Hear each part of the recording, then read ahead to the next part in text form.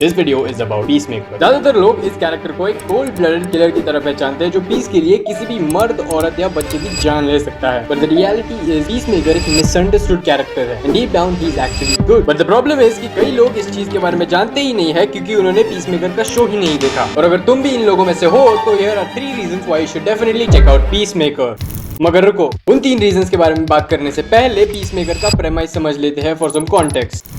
तो शो की स्टार्ट में हमें दिखाया जाता है पीसमेकर का कैरेक्टर जो सुसाइड स्क्वाड में गर्दन पे गोली करने के बाद अब सही सलामत है और अभी एक जेल फ्री जिंदगी जीने के लिए तैयार है। लेकिन जैसे ही पीसमेकर अपने घर पहुंचता है वैसे ही गवर्नमेंट के लोग उसे अप्रहेंड करके उसके सामने एक शर्त रखते हैं कि पीसमेकर को एक प्रोजेक्ट बटरफ्लाई नाम के मिशन को कंप्लीट करने में मदद करनी होगी और अगर पीसमेकर मना करता है तो उसे जेल टाइम फेस करना पड़ेगा। तो पीसमेकर हेल्प करने के लिए अग्री करता है और यही से पीसमेकर की स्टोरी शुरू होती है।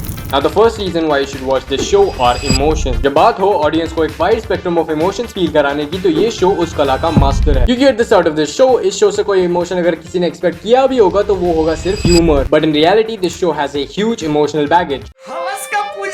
इमोशनल बैगेज जो तुम्हें रुला के ही छोड़ेगा। और आज के PG-13 जमाने में जहां एक सीरियस मोमेंट को डिस्ट्रॉय किया जाता है जिस for a stupid joke, Peacemaker stands out as an A-rated emotional masterpiece। Let's keep going। The next reason why you should watch Peacemaker is the show's character writing। याद रखो कि इस show के इमोशंस अगर टॉप टियर है तो इस show की कैरेक्टर राइटिंग गॉड टियर है। ज्यादातर लोगों को लगता है कि कैरेक्टर राइटिंग का मतलब है सिर्फ एक कैरेक्टर का अपीयरेंस और उसका बिहेवियर लिखना। But in reality character writing is way more than that. It's about providing the characters with depth and explaining why they do what they do and that's precisely what Peacemaker does with its characters। Peacemaker अपनी team का एक बुली होता है।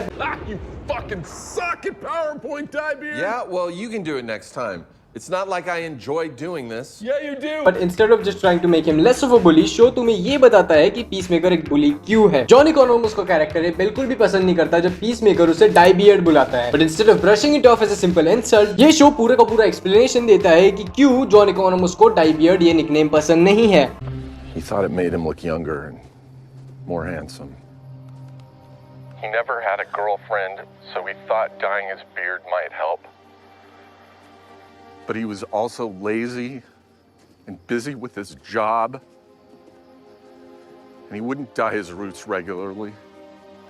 And when he did, he used the cheapest brand because he was incredibly underpaid. Mostly, though, he never thought anybody noticed. Until recently.